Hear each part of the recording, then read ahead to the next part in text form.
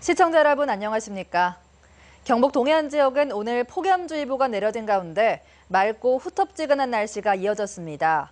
오늘 낮 최고 기온은 경주 37.6도, 포항 37도까지 오르며 매우 무더웠고 밤에는 나흘째 열대야가 이어지겠습니다. 내일 아침 최저 기온은 22도에서 26도로 오늘과 비슷하겠고 낮 최고 기온은 31도에서 36도로 오늘과 비슷하겠습니다. 바다의 물결은 동해 전해상에서 0.5에서 2m로 일겠습니다. 해병대에 근무하는 산근 예비역 2명이 숨진 채 발견돼 군과 경찰이 조사에 나섰습니다.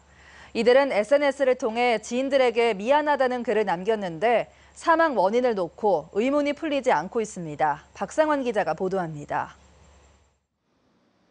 오늘 새벽 3시 반쯤 경북 포항의 한 모텔에서 해병대 1사단 상근 예비역 21살 김모 상병과 20살 이모 일병이 숨진 채 발견됐습니다. 모텔 주인이 연탄 가스 냄새를 맡고 객실을 확인하던 중 이들을 발견해 119에 신고했고 방 안에서는 타고 남은 번개탄이 발견됐습니다. 숨진 김 상병과 이 일병은 집에서 주 5일 출퇴근하는 상근 예비역으로 같은 부대에서 복무 중이었습니다. 이들은 어제 SNS를 통해 지인들에게 글을 남겼습니다.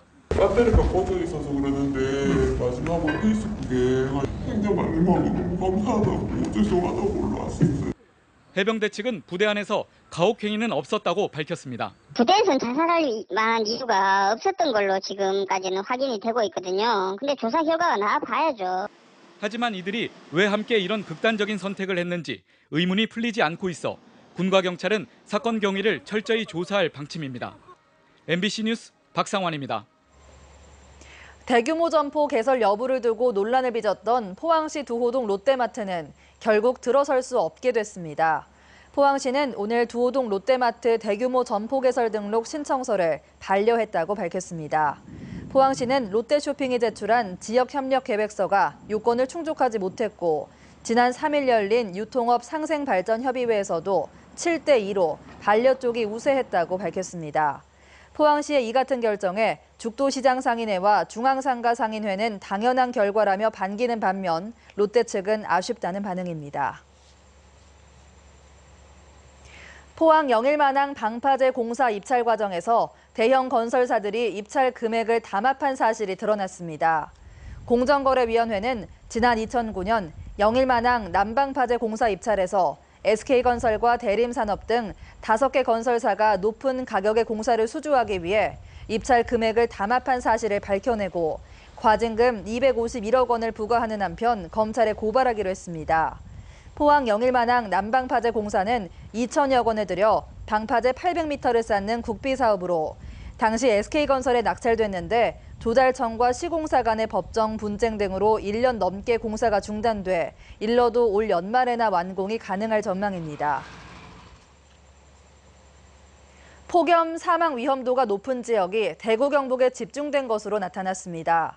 국민안전처 국립재난안전연구원에 따르면 지난 1991년부터 2013년까지 23년 동안 각 지역의 폭염 사망 인원은 포항과 합천이 각각 7명으로 가장 많았고 이어서 대구 서구 6명, 경주 등 3곳이 각각 5명으로 나타났습니다.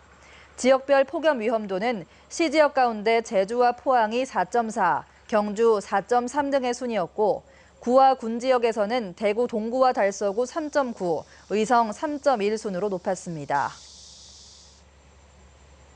대전 유성 지역에 보관 중인 방사성 폐기물이 육로로는 처음으로 경주 방사성 폐기물 처분장으로 옮겨집니다.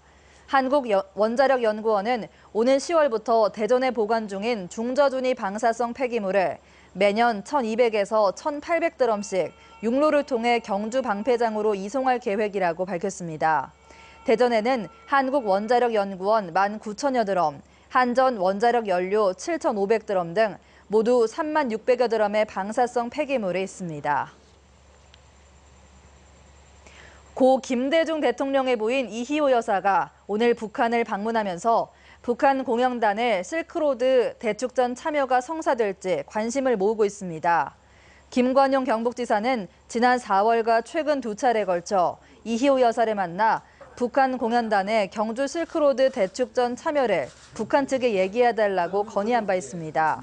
경상북도는 북한 측의 참여가 경주 실크로드 대축전에 긍정적인 효과를 주고 경색된 남북관계 해소에도 도움을 주는 만큼 북한 공연단의 참여를 기대하고 있습니다. 실크로드 경주 2015가 열리는 행사장에 국내 최초로 디지털 면세점이 설치됩니다. 경주 세계문화엑스포는 롯데 면세점과 업무 협약을 맺고 실크로드 경주 행사장에서 외국인 관광객들이 터치스크린으로 물건을 주문하고 출국할 때 공항 면세점에서 찾아가는 디지털 면세점을 운영한다고 밝혔습니다. 디지털 면세점은 450제곱미터 규모로 실크로드 경주 2015 행사 기간 동안 운영되며 영어와 중국어 등 4개의 외국어 주문 시스템이 구축될 예정입니다. 포항 북부경찰서는 오늘 낮 12시쯤 월포 해수욕장 백사장에서 피서 중인 여성들 앞에서 바지를 내리고 음란 행위를 한 혐의로 37살 김모 씨를 붙잡아 조사하고 있습니다. 당시 백사장에는 가족 피서객 등 수백여 명이 있었고 김 씨는 여성 피서객 10여 명이 비명을 지르자 달아나다가 10여 분 만에 출동한 경찰에 검거됐습니다. 오늘 오전 10시 50분쯤 포항시 남구의 폐기물 처리업체 동양에코의 폐기물 소각장에서 불이 나 3시간여 만에 진화됐습니다. 소방당국과 회사는 기름이 섞인 폐기물을 소각로에 집어넣는 과정에서 가열된 투입구 쪽에서 불이 기름에 옮겨 붙었다며 별다른 피해는 없다고 설명했습니다. 동양에코는 지난 27일에도 폐기물 야적장에서 불이 나 9시간 만에 진화됐는데 당시 악취와 연기가 심해 인근 주민들이 불편을 겪었습니다. 철강 포장과 철강 부원료 전문기업인 포스코 엠텍이 올해 2분기 연결 기준 영업이익이 29억 6천만 원으로 지난해 같은 기간에 비해 136% 늘었습니다. 같은 기간 매출액은 931억 6천여만 원으로 15% 줄었고 당기 순손실은 1,100만 원으로 적자 폭이 감소했습니다. 포스코 엠텍은 재무 건전성 확보를 위해 미수익 사업 자산 매각 등 구조조정을 추진했고 페로실리콘 공장 위탁 운영 계약 등 사업 개편으로 수익성을 높였다고 밝혔습니다. 제15회 포항 바다국제연극제는 오늘, 칠포 재즈 페스티벌은 내일 개막해 이번 주 일요일까지 계속됩니다. 포항 바다국제연극제는 오늘 밤 8시 반부터 환호공원 해맞이 극장에서 인천 시립극단의 한여름밤의 꿈을 시작으로 일요일까지 7편의 작품을 무대에 올립니다. 또 포항시내 중앙시립아트홀에서는 내일부터 매일 오후 3시 4개 대학교 연극 전공 학생들의 공연이 펼쳐집니다. 제9회 칠포 재즈 페스티벌도 내일 저녁 칠포 해수욕장에서 개막해 일요일까지 나흘간 이어집니다. 이상으로 포항 MBC 이브닝 뉴스를 마칩니다. 고맙습니다.